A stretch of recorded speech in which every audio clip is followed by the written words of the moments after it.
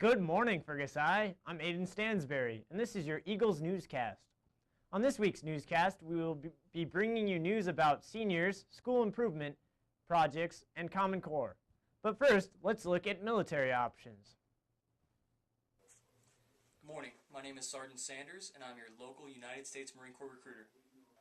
Marine Corps recruit training, or boot camp, is approximately 13 weeks. There are a multitude of physical requirements to enlist into the Marine Corps. As you know, for every height, there's a corresponding maximum and minimum weight, which if you ever have any questions, you can ask me and we can get into. But one of the places that we separate ourselves from other branches of services is that before I can send you to Marine Corps recruit training, i.e. boot camp, you have to pass what's called the initial strength test. The initial strength test for males consists of 6 Marine Corps dead hang pull-ups, 66 crunches in 2 minutes, and a 1.5 mile run in less than 10 minutes. The initial strength test for females consists of a 30-second flexed arm hang, 66 Marine Corps crunches in less than 2 minutes, and a 1.5 mile run in less than 13 minutes. Those would be kind of the standard physical requirements. MEPS is the Military Interesting Processing Station. This is where all applicants, regardless of service, go to see and make sure that they are mentally, physically, and morally qualified.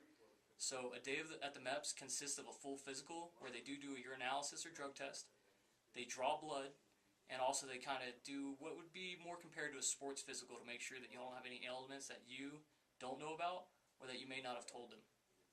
And once you pass that, you'll talk to what we call the MEPS liaison, who's going to go over kind of your criminal history if you have any, and also anything else that might keep you from enlisting. But that's kind of, they're like the gatekeepers. You have to go to MEPS before you can enlist in any branch of service, and they just let us know how fully qualified you are. In the Marine Corps, we don't guarantee jobs until after you've gone to MEPS. The reason that we do that is because I don't know your full qualifications. Certain jobs take different things, whether it be from your Armed Services Vocational Aptitude Battery Score, or ASVAB, to something as simple as, what's your depth perception, or are you colorblind? Once you go to MEPS, we'll know all those things. We'll know what you're fully qualified for. After that, you'll be in the delayed entry program. In the delayed entry program, it allows me to go out and find the jobs that you want. How I usually do it is you pick your top 3, and then as long as that job is available and you are qualified for it, I assign that job to you. There is a Marine Corps Reserves. Marine Corps Reserves is a lot like the National Guard, where you go 1 week in a month, 2 weeks a year. And then whenever you're activated during a time of war or something like that, you go through the exact same training as any active duty Marine, and the Reserve Center in Billings is actually a military and police unit. So what would happen is if you were to go, you would go to boot camp, go to MCT, which is Marine Corps Combat Training, and then you would go to your MOS school, or your Military Occupational Specialty. After you're done with your MOS school, you would come back to your community, in which case at 1 week in a month, 2 weeks a year, you would actually go down to the Reserve Center in Billings and do your drill. Hi, my name is Jason Mickelwright, and I'm with the Navy office. Navy boot camp is 8 weeks long. Your enlistment is determined by which job you pick, so it will be either 4, 5, or 6 years. And the Navy Reserves is a 6-year obligation. The ASVAB is a placement test that's based mainly on math and English, and to qualify for the Navy, you need to score a minimum of a 35 on the ASVAB test. You could take college courses while you're in the Navy because the Navy pays 100% of your tuition while you're active duty. That's one option for students after high school. Now let's have a look at seniors and their plans. It feels good. It's about time. I'm ready to graduate. I'm enjoying it. I'm enjoying my senior year. It's pretty awesome. Rules don't apply to me anymore, like the hat rule. The first 3 years of high school, you're concerned mostly with meeting graduation requirements, getting in those classes elective classes that might help you when you leave high school. Senior year, of course, you're more focused on what you're going to be doing after high school, that is transitioning from high school to either work, college, military, whatever. After high school, I plan on going into the Navy. I chose to do that because it offers a bunch of different benefits, like it pays for your college and also you get to see the world. I'm going to go to Bozeman and get into the College of Engineering, do something in there. Well, the most obvious one, of course, is college, and when I say college, that could be anything from a 4-year university to a 2-year community college. to a trade school or a vocational school. Then you have things like on-the-job training if you want to get right into the workforce. Some students will just go out, find a job where they will be trained by their employer. Certainly have the military as an option, and there's lots of career fields that you can get training for free in the military. And then of course there's those students that will just go out and get a job, go to work with maybe no particular goal in mind, just in kind of see how things go. So, and then of course the other option is to do nothing. Well, I was thinking about becoming a townie.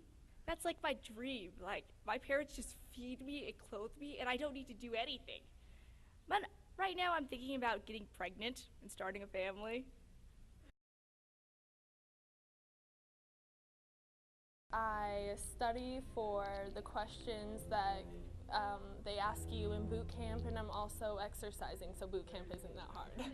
Be thinking about what possibilities you might want to do after high school.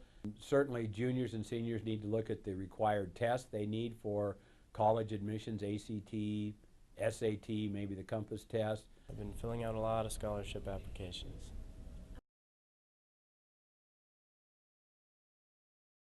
Yes, I do.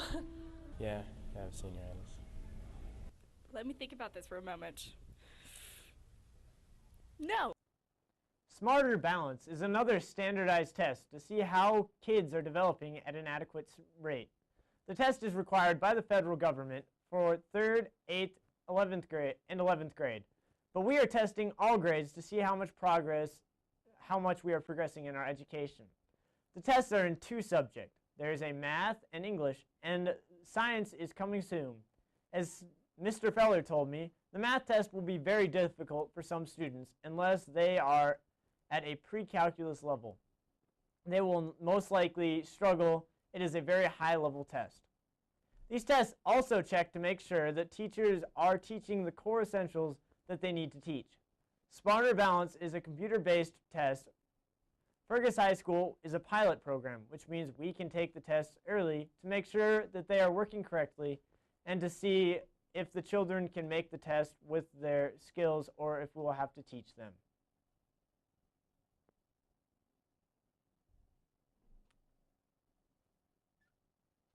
Are there ways that Fergus could improve? Miss Smith's advanced English class recently did a project on what could improve the school. We have more on the topic right now. The school service project is something we're doing for advanced English this year, and it's like an improvement project and what we think will help our school be a better place. The School Improvement Project is a student-organized activity where we all try to improve the school in our own ways. My partner is Anders, and we're planning on getting a food vending machine, and we're going to put it within the school hallways so we don't have to go out into the lobby to get it, which would be nice. Well, we are putting the coffee thing in the office area. It'll be in that window that can open and close, and it'll be put there, and then the office aides every period but second period will be able to collect your money, and then with that you can buy some coffee for yourself. Our project, we're changing the test to make it to where kids don't memorize the information but actually learn it. James Durheim, my partner, and I are planning on reforming the honors program and curriculum here at the high school. We're going to make the curriculum a little broader so it's not so restrictive when you're thinking about taking classes. For example, an honors student is now required to take 2 years of Spanish regardless of what other classes they take, which I think is very restrictive on some people's schedules and should be changed. The school improvement projects are ways for students to do real-life research and also improve their school at the same time. My friend Kelly Elder was the head of student council, and we were just talking one day, and he thought it would be a great project for my kids to do, and so did I, and so we've been doing them.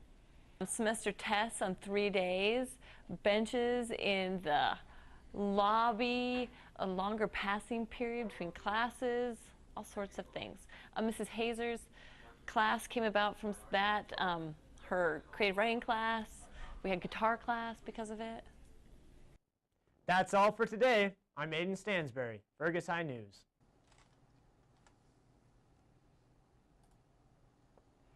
Then go to the Eagle Journal tab and click on Newscast Archive. And now click the newscast you would like to watch.